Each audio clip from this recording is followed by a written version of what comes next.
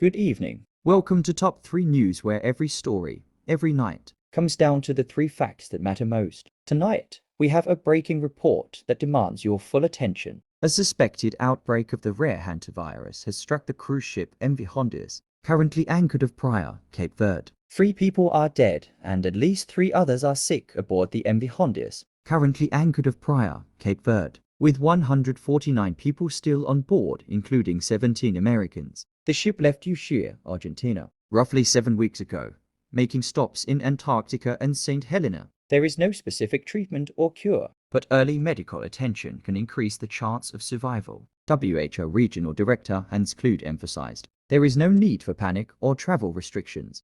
In another news, the US military fired on Iranian forces and sank 6 small patrol boats as it moved to reopen the Strait of Hormuz. Wikipedia, while the UAE condemned what it called renewed treacherous Iranian aggression after Iran launched missiles and drones toward Fujairah, triggering 4 missile alerts urging residents to shelter. When asked whether the ceasefire was over, Trump told Fox News, "I can't tell you that." Nearly 1 month after a ceasefire delivered a suspension in large-scale fighting, Iranian authorities are reconstituting their missile and drone capabilities, and gas prices have risen 49% since the war began on February 28. Iran's latest peace proposal calls for the US to lift sanctions, end the blockade, withdraw forces from the region, and cease all hostilities, including Israel's operations in Lebanon. The situation is to be reassessed on Friday, May 8, 2026.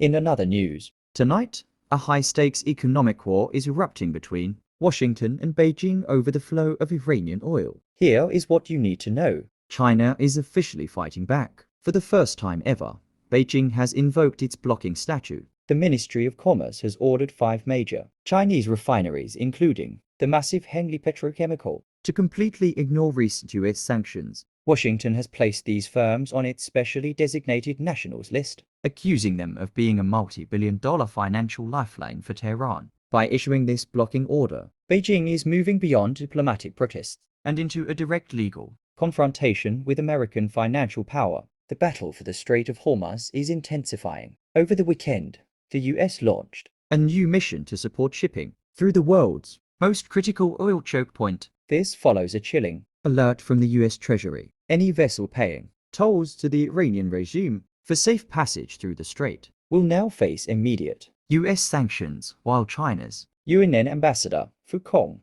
is calling for an urgent ceasefire. The strait remains a powder keg as Iran seeks to charge global trade for the right of way. The clock is ticking toward a major summit. US President Donald Trump is expected to visit China later this month, and the Iran crisis is now at the top of the agenda. While China remains Iran's largest buyer, taking in over 90% of Tehran's crude exports, Beijing is performing a delicate balancing act. They are building energy reserves to protect their own economy, while simultaneously trying to avoid being dragged into a direct military conflict that could jeopardize their much larger investments in the Arab Gulf states. We'll be watching Beijing's next move closely as the summit approaches. Stay with us for updates. For Top 3 News,